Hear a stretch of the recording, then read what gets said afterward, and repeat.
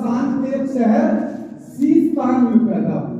آپ کے والد بزرگوار خواجہ غیاث الدین سنجری اللہ کے ولی، سبحان اللہ۔ آپ کی والدہ ام البرا اللہ کی ولیاں ہیں، سبحان اللہ۔ ہمارے خواجہ کی عمر 97 سال کی، 530 میں پیدا ہوئی اور 627 چاند کی 6 تاریخ رجب المرجب میں آپ نے دنیا سے پردہ فرمایا۔ 97 سال کی عمر ہوئی ہے، سبحان اللہ۔ میرے اور تمہارے خواجہ کی، ہند کے راجا کی، آؤ ذرا تھوڑی سی تعریف پڑھتے ہیں اپنے خواجہ ہند کے راجا عطائے رسول شہنشاہ ہندوستان سلطان الہند کی۔ میرے پیارے اسلامی بھائیوں، آپ کے پیر حضرت خواجہ عثمان ہارونی ہیں۔ حضرات خواجہ عثمان ہارونی بیان کرتے ہیں کہ جب میں خواجہ معین الدین چشتی کو میرے تمہارے خواجہ پیا کو پہلی مرتبہ حج کے لیے لے گئے، خواجہ غریب نواز فرماتے ہیں ہم نے خانہ کعبہ کا طواف کیا، ہم نے جو ہے سعی کی، ہم نے مینا میں وقوف کیا، ہم نے جو ہے شیطان کے کنکرے ماری۔ اس کے بعد جو ہے ہم پیارے آقا کے دربار پر گئے، آقا کی بارگاہ میں گئے تو میرے پیر نے، میرے رہبر نے مجھ سے کہا کہ سلطان الانبیاء پیارے آقا کو سلام کرو۔ خواجہ غریب نواز فرماتے ہیں میں نے سر جھکا کر کے آقا کی بارگاہ میں، عمر کتنی ہے خواجہ غریب نواز کی؟ 14-15 سال کی تھی۔ میں نے آقا کو سلام کیا، السلام علیکم ورحمۃ اللہ یا سید الانبیاء۔ تو مزار کے اندر سے آواز آتی ہے، خواجہ غریب نواز فرماتے ہیں کہ میں نے سلام کیا تو اندر سے آواز آئی وعلیکم السلام ورحمۃ اللہ یا سید الاولیاء، سبحان اللہ۔ اولیاء کے سردار، اب میں نے تمہارے سلام کو قبول فرما لیا، اے بحر و بر یعنی مشرق و مغرب کے سردار، میں نے تمہیں قبول فرما لیا۔ اس کے بعد آپ کے پیر جی نے سجدہ کیا اور خواجہ غریب نواز سے فرمایا بیٹا اللہ نے تمہاری دعا کو قبول کر لیا اور پیارے آقا نے تمہیں اپنی بارگاہ میں قبول فرما لیا۔ پھر اس کے بعد خواجہ غریب نواز دوسرا حج کرنے کے لیے گئے۔ تو جب دوسرا حج کرنے کے لیے گئے تو خواجہ غریب نواز فرماتے ہیں کہ ہم مکے سے فارغ ہو کر کے، طواف سے فارغ ہو کر کے پھر آقا کے دربار میں گئے، پھر آقا کی چوکھٹ پر گئے اور آقا کی چوکھٹ پر جا کر کے میں نے اپنی دن و رات گزارنا شروع کر دی۔ ایک رات کیا ہوا کہ میں آقا کی چوکھٹ پہ بیٹھے بیٹھے لیٹ گیا اور میری آنکھ لگ گئی، مجھے نیند آ گئی۔ میں کیا دیکھتا ہوں کہ میرے خواب میں آقا تشریف لاتے ہیں اور لانے کے بعد جو ہے مجھ سے فرماتے ہیں اے بیٹا حسن جاؤ تم بھارت چلے جاؤ، سبحان اللہ، جاؤ تم ہندوستان چلے جاؤ اور وہاں جانے کے بعد جو ہے دین کا پرچم لہرا دو، اس لیے کہ وہاں کفر و شرک کا اندھیرا پھیلا ہوا ہے۔ انڈیا، ہندوستان، بھارت میں جو ہے چاروں طرف کفر و شرک کی کھیتیاں جو ہے لہلہا رہی ہیں، جاؤ اور جا کر کے اسلام کا دیپ جلا دو، اتنا کہا آقا نے۔ اور اس کے بعد جو ہے میری آنکھ کھل گئی اور میں آنکھ کھلنے کے بعد جب بیدار ہوا تو میں پریشان ہو گیا، میں جو ہے پریشانی میں ہوں کہ آقا نے فرمایا ہے کہ جاؤ ہندوستان چلے جاؤ، آخر یہ ہندوستان ہے کہاں، آخر یہ بھارت ہے کہاں، اس کے راستے کہاں کہاں سے جاتے ہیں، کون سے راستے میں جاؤں گا؟ اور آقا نے یہی نہیں فرمایا کہ ہندوستان چلے جاؤ، بلکہ آقا نے فرمایا ہندوستان کے اندر ایک شہر اجمیر ہے، وہاں چلے جاؤ۔ اب حضرت خواجہ معین الدین چشتی میرے تمہارے پیارے خواجہ پیا یہ بیٹھ کر کے ابھی سوچ ہی رہے تھے، فرماتے کہ میری آنکھ پھر دوبارہ لگ گئی، پھر آقا خواب میں تشریف لے آئے۔ آقا نے جو ہے حضرت خواجہ معین الدین چشتی، لوگوں یہاں پر ایک جملہ حضرت خواجہ نے سوچا تھا اپنے ذہن میں کہ یار ہندوستان کہاں ہے، یہ ہندوستان کے راستے کہاں سے جاتے ہیں، اجمیر ہندوستان کے اندر کہاں ہے۔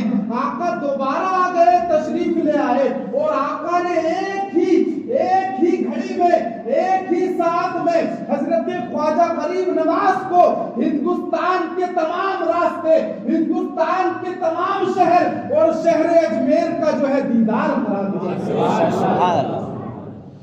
شہر اجمیر آقا نے دکھا دیا. اس کے بعد جو ہے خواجہ غریب نواز فرماتے ہیں ہم وہاں سے اٹھے, میں نے اپنے ساتھ 40 اپنے دوستوں کو, اور 40 دوست وہ تھے خواجہ غریب نواز کے جو ولی تھے, میں نے ان سب کو اپنے ساتھ لیا اور میں تمام ملک ہوتے ہوئے, شہر با شہر, ملک با ملک ہوتے ہوئے میں جو ہے ہندوستان کے اندر آ گیا اور ہندوستان میں شہر اجمیر میں تشریف لے آیا. خواجہ غریب نواز فرماتے ہیں جب میں اجمیر کے اندر آ گیا تو آنے کے بعد شہر کے باہر کچھ پیڑ لگے ہوئے تھے, کیونکہ اجمیر ریگستان کے حضرات علاقے میں آتا ہے جہاں پر بہت زیادہ سوکھا ہوتا ہے, پانی کی قلت ہوتی ہے, پانی کی کمی ہوتی ہے. خواجہ غریب نواز نے اپنے ساتھیوں کو لیا اور شہر کے باہر کچھ درخت لگے ہوئے تھے, ایک درخت کے نیچے بیٹھ گئے. حضرات کتنے میں, حضرات پرتھوی راج چوہان کا زمانہ ہے, پرتھوی راج کی بادشاہت ہے ہندوستان کے اندر. وہ آتے, اس کے وزیر آتے ہیں, اس کے غلام اور خادم آتے ہیں اور دیکھ کر کہ حضرت خواجہ غریب نواز کو حضرات حیران ہو جاتے ہیں کہ یہ غریب کون ہے, یہ درویش کون ہے, اس سے پہلے اس کو کبھی نہیں دیکھا, یہ تو ہندوستان کا نہیں لگتا. حضرات آئے اور آقا کے آقا حضرت خواجہ غریب نواز سے گرم لہجے اونچی آواز میں بات کی, اور بات کرنے کے بعد جو ہے کہا کہ تم یہاں سے اٹھو, تمہیں معلوم نہیں ہے, تمہیں پتا نہیں ہے, یہاں ہمارے اونٹ بیٹھتے ہیں, یہاں ہمارے راجا کے اونٹ بیٹھتے ہیں. غور سے سنے حضرات, اس غلام نے, اس خادم نے آ کر کے خواجہ غریب نواز سے کہا تھا یہاں تم اٹھ جاؤ یہاں سے, یہاں ہمارے راجا کے جو ہے اونٹ بیٹھتے ہیں. جب خواجہ غریب نواز نے اتنا سنا اس کے بعد جو ہے آپ اٹھ گئے اور فرمایا کہ لو تمہارے راجا کے اونٹ بیٹھتے ہیں تو اب اونٹ ہی بیٹھیں گے. اس کے بعد آپ وہاں سے چلے گئے. شام ہوتی ہے, راجا کے اونٹ اس کے غلام اور ملازم لاتے ہیں, وہاں لا کر کے بٹھا دیتے ہیں. صبح ہوتی ہے, اونٹوں کو اٹھایا جاتا ہے لیکن اونٹ نہیں اٹھتے ہیں, ان پر جو ہے حضرات مار کی جاتی ہے, انہیں لاتیں ماری جاتی ہیں, لیکن اونٹ جو ہے اٹھنے کا نام نہیں لیتے. بات جو ہے راجا تک اس کے غلاموں نے پہنچا دی کہ راجا ایسے ایسے بات ہے, اونٹ آج اٹھنے کا نام نہیں لے رہے ہیں. راجا سمجھ گیا تھا کہ تم نے کسی کے ساتھ کوئی بدتمیزی تو نہیں کی ہے. تو غلاموں نے, خادموں نے بتایا کہ یہاں پر کل شام جو ہے ایک جو ہے بزرگ تھے, ایک درویش تھے, ہم نے انہیں یہاں سے بھگا دیا, اٹھا دیا, بس ان کا جانا تھا. اونٹ آئے اور یہاں سے اونٹ اب اٹھتے نہیں ہیں. راجا کہتا ہے جاؤ انہیں تلاش کرو اور ڈھونڈو, اور ڈھونڈنے کے بعد ان سے معافی کی, غلطی کی معافی مانگو.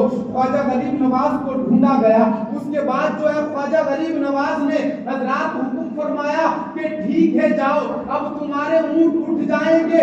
اپنے اونٹوں سے کہہ دو کہ تمہیں معین الدین حسن حکم دیتا ہے کہ تم یہاں سے اٹھ جاؤ. اے لوگو, اے ہندوستان کے باشندوں, میری طرف توجہ کریں. میں تمہیں ایک جملہ دیتا ہوں, ایک بات دیتا ہوں کہ خواجہ غریب نواز ہے, خواجہ غریب نواز, حضرت خواجہ غریب نواز, خواجہ پیا نے اونٹوں کو حکم دیا تھا کہ اونٹوں بیٹھ جاؤ. تو لوگوں, جب خواجہ پیا کے بیٹھے ہوئے اونٹ نہیں اٹھ سکتے ہیں تو حضرات ہم ہندوستان کے مسلمانوں کو خواجہ نے مسلمان بنایا ہے, خواجہ نے بٹھایا ہے.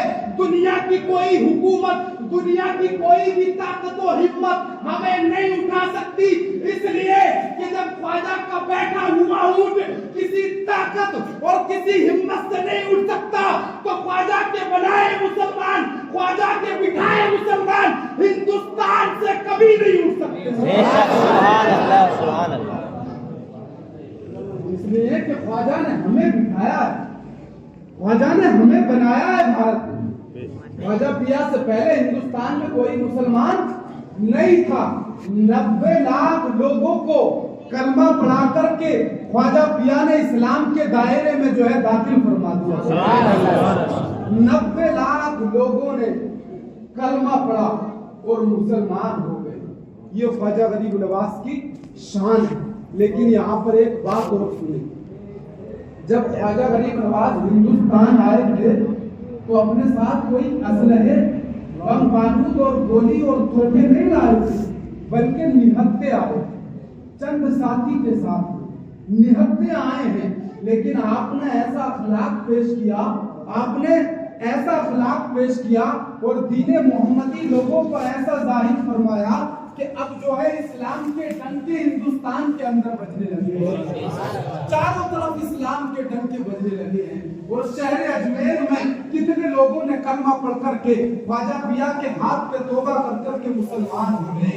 जब फिर पृथ्वीराज चौहान ने ये देखा कि यार लोग जो है इस फकीर के हाथ में इस्लाम में दाखिल हो रहे हैं, मुसलमान होते चले जा रहे हैं, मेरी हुकूमत खतरे में आ जाएगी, मेरी कुर्सी खतरे में आ जाएगी, कहीं मामला खराब ना हो जाए, तो मेरे प्यारे हजरात आना सागर के पास जो है एक मंदिर था, मंदिर हजरात जो सबसे बड़ा मंदिर था, और उस मंदिर में सिर्फ पृथ्वीराज चौहान और उसके घर वाले खानदान वाले ही पूजा किया करते थे। और अजमेर के अंदर जो है हजारों मंदिर थे, क्योंकि इस्लाम का नामो निशान नहीं था हजरात। अब प्यारे इस्लामी भाइयों, जो सबसे बड़ा मंदिर था उसका महंत था रामदेव। क्या नाम था उसका? रामदेव। अब पृथ्वीराज चौहान ने उसको बुलाया। अब रामदेव जो था ये बहुत बड़ा जादूगर और सिर्फी आलम का इल्म का माहिर था।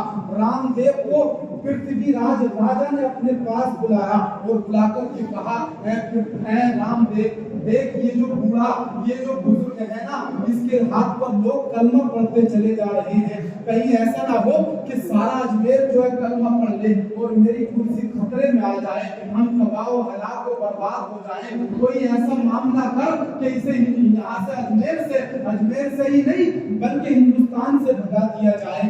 रामदेव ने पृथ्वीराज से कहा कि राजा, तुझे पता नहीं है ये जो बुजुर्ग हैं बड़ी ताकत और कुव्वत वाले हैं, इनके साथ ऐसा मुकाबला नहीं होगा, बल्कि मैं अपने चेले चपाटों और तमाम जादूगरों को इकट्ठा करता हूँ, इन पर जो है जादू करेंगे, ये यहाँ से परेशान होकर के बैठ जाएंगे। राजा ने ऐलान कर दिया। मेरे प्यारे ख्वाजा पिया के मुकाबले में रामदेव आ गया, अपने तमाम साथियों को ले आया, लोग इकट्ठा हो गए, तमाम अजमेर वाले आ गए। अब प्यारे इस्लामी भाइयों, जब ख्वाजा पिया के साथियों ने देखा तो कहा कि हुजूर ये रामदेव आ गया है, ये बड़ा माहिर है सिर्फी इल्म में, और लोग भी इकट्ठे हो गए हैं। ख्वाजा गरीब नवाज ने फरमाया, मेरे साथियों, परेशान होने की जरूरत नहीं है, इसलिए कि हम किसी और के भेजे नहीं बल्कि हम रसूल आजम के भेजे हुए हैं, की जरूरत नहीं है। रामदेव मुकाबले में आया, उसने तरह तरह के जो है जादू और हथकंडे आजमाए, लेकिन अल्लाह की शान देखे और ख्वाजा गरीब नवाज की करामत देखे, एक भी उसका जादू नहीं चल पाया, एक भी उसका सिर्फ इल्म न चल पाया। और एक वक्त ऐसा आया कि उसके जो तमाम साथी थे वो जो है अपने सरों पर जूती चप्पले मारते हुए भाग गए, और रामदेव जो है हजरात अपने सर पर जूती चप्पले मारता हुआ ख्वाजा गरीब नवाज ख्वाजा पिया के कदमों में आ गया। हजरात ख्वाजा पिया के कदमों में आने के बाद जो है ख्वाजा पिया ने एक पानी का प्याला उसे दिया और पानी पिलाया, बस उस पानी का पीना था, उसके दिल की दुनिया बदल गई। और उसके बाद जो है वो